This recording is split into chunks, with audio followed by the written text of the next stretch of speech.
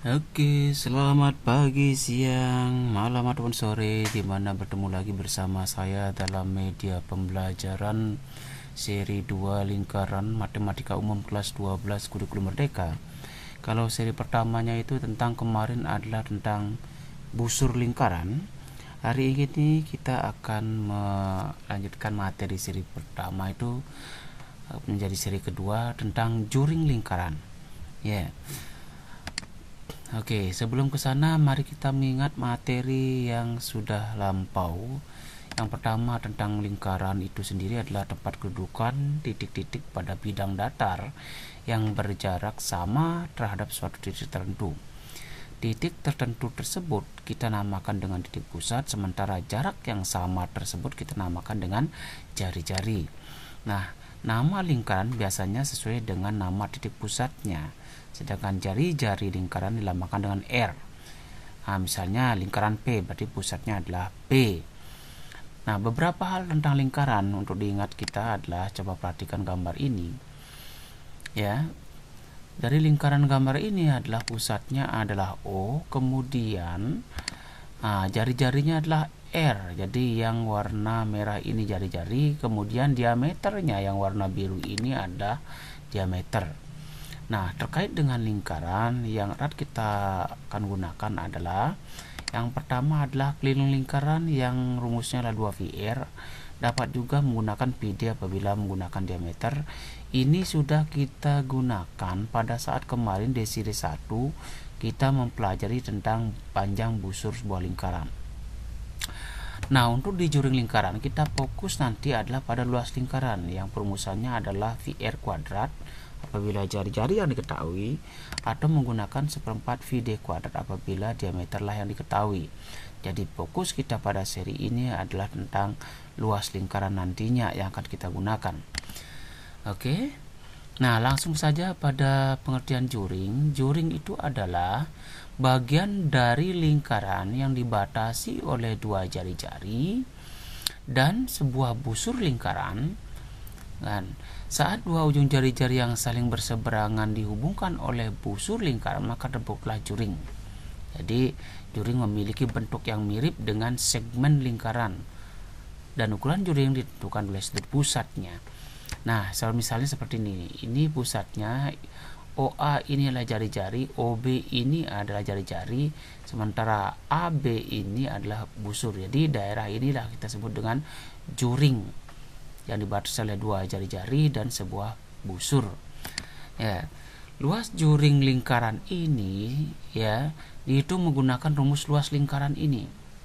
Namun dia tergantung pada sudut pusatnya, sehingga kalau mencari rumus juring itu adalah besar sudut pusat ini dibagi dengan 360 derajat yang merupakan sudut lingkaran dikalikan dengan PR kuadrat atau luas lingkaran.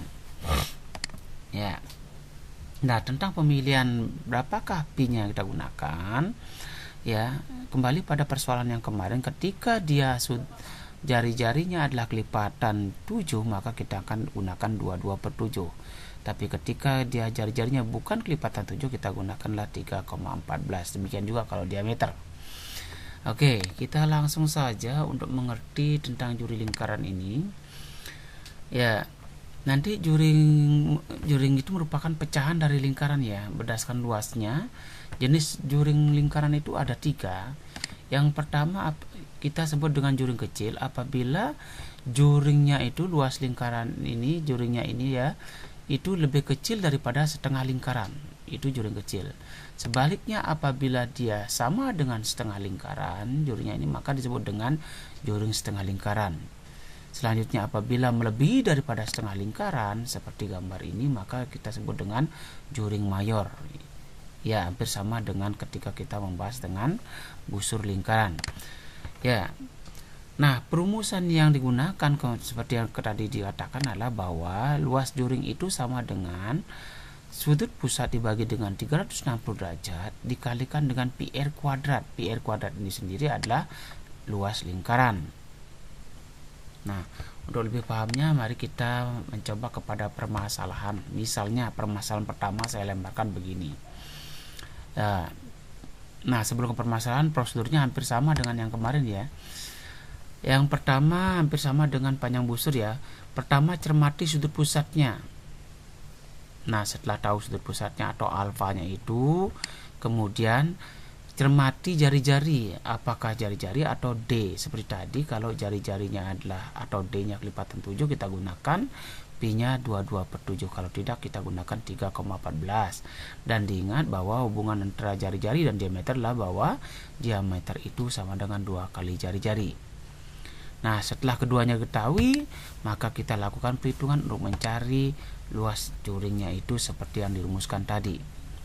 Ya. Oke, itu prosedurnya. Cara menghitung juring lingkaran hampir sama dengan busur. Cuman bedanya adalah kalau busur kita menggunakan luas lingkaran adalah keliling lingkaran. Kalau di sinilah kita gunakan 2VR atau VD. Jadi perhitungannya hampir sama, prosedurnya hampir sama. Oke. Nah, mari kita coba lihat permasalahan ini.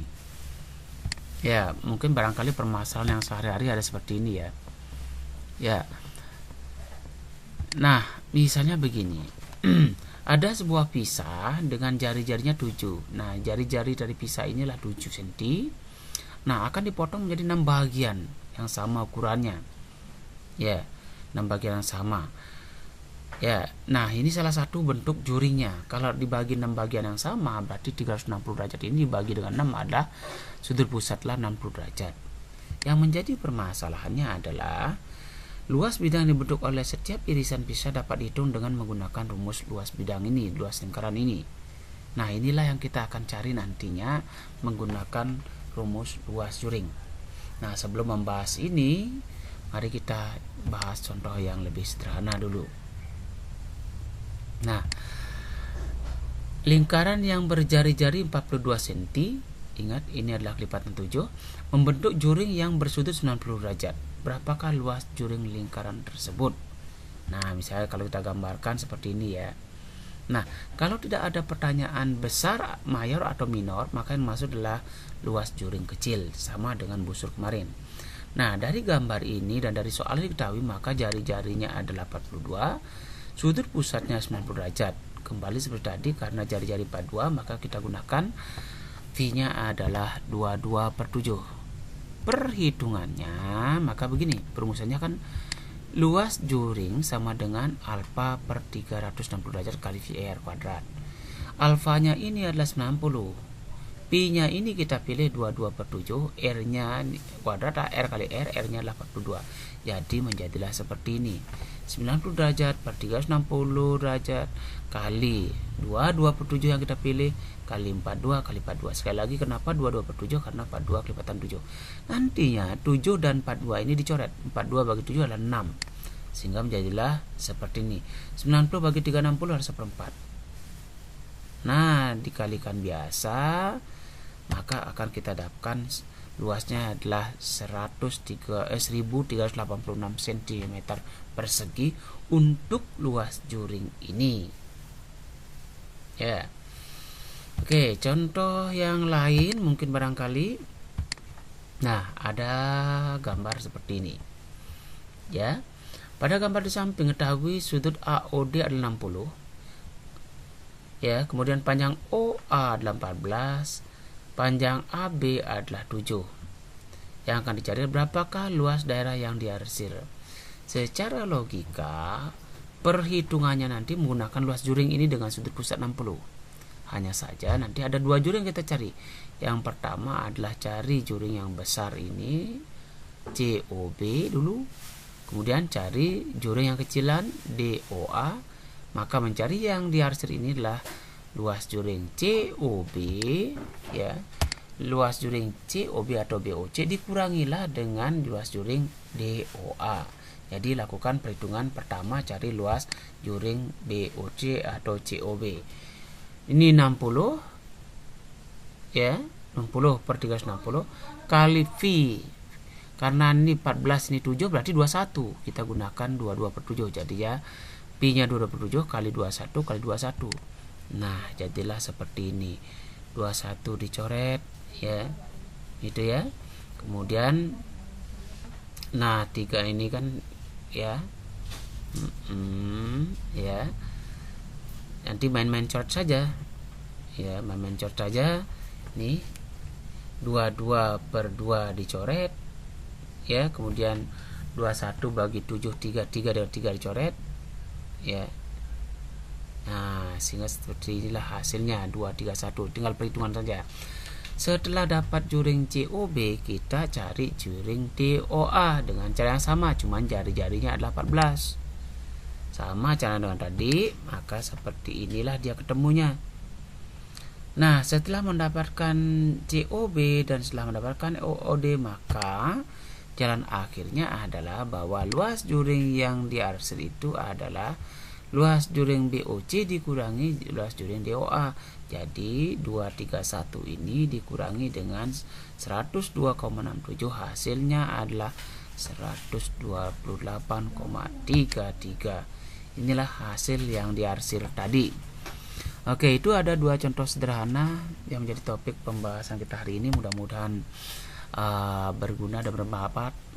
Yang jelas mudah-mudahan juga dimengerti. Terima kasih banyak setelah menonton video ini. Selanjutnya pahami, sekali lagi dicoba dengan soal. Yakin kalau Anda sabar memahami pasti bisa.